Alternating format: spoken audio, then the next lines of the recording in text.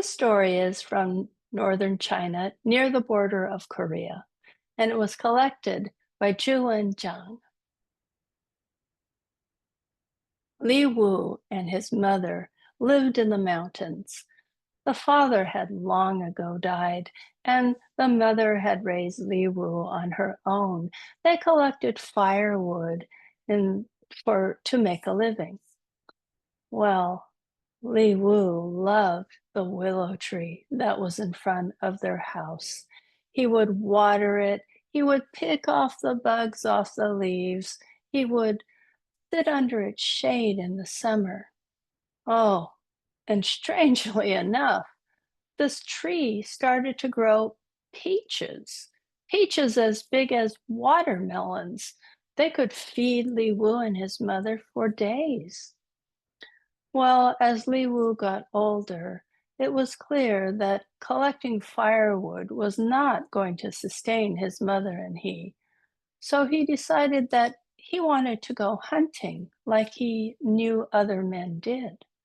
But he was worried about leaving his mother at home all by herself. "Oh, don't worry about me, son. I'll be all right. You just go ahead." But Li Wu was not certain. He went to the willow tree and he said, "I'm going to go hunting. Can you look after my mother for me, take care of her while I'm gone?" And then Li Wu went off to the mountains to hunt. Soon after that, there was a knock on the door. And when the mother opened the door, there was a beautiful young woman standing there. "Who are you?" The girl just pushed the woman aside gently, smiled, and started to do the chores. She did the cleaning, she did the cooking, she had soup and rice prepared for the woman every day. Oh, she took good care of the mother.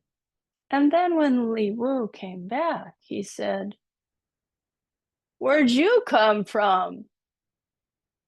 "Oh," said the girl, "I am the willow tree.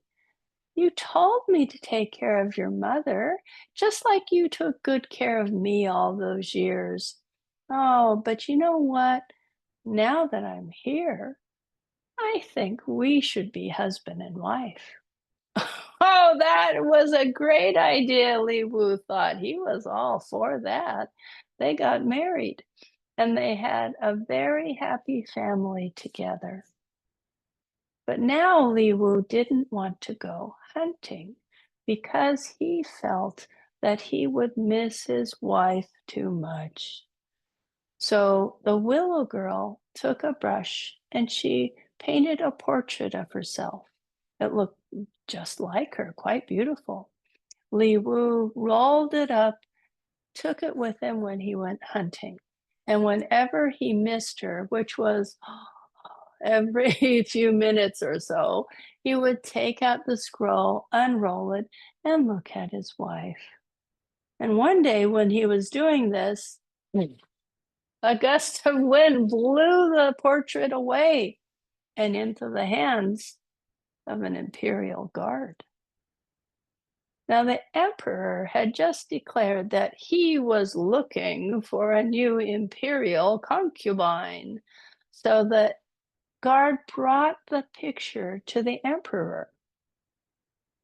"Whoa, look at this. Hey, I want her. Go find out if she's real."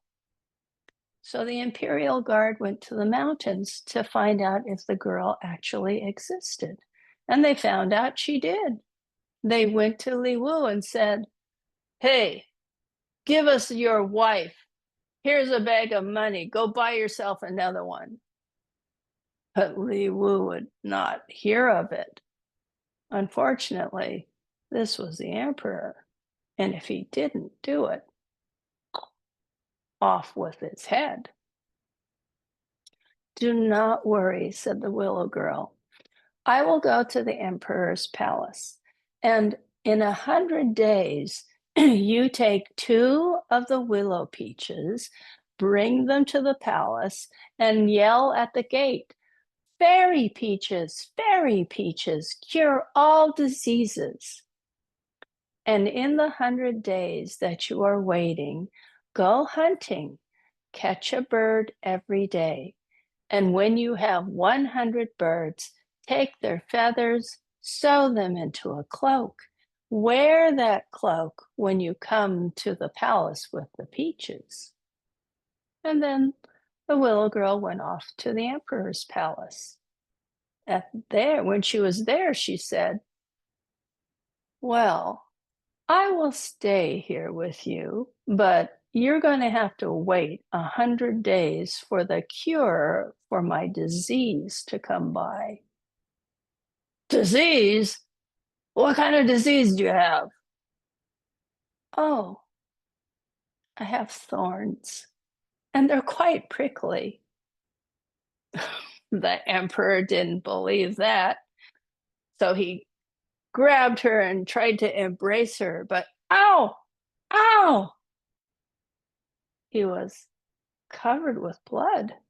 Ah, she did have thorns. She was prickly. Ah. So he didn't touch the willow girl for 100 days. In the meantime, Li Wu went hunting and he caught birds. And when he had 100 birds, he took the feathers and he made them into a feather cloak. Oh, it was beautiful, all different colors. On the 100th day, he picked 2 of the peaches from the willow tree.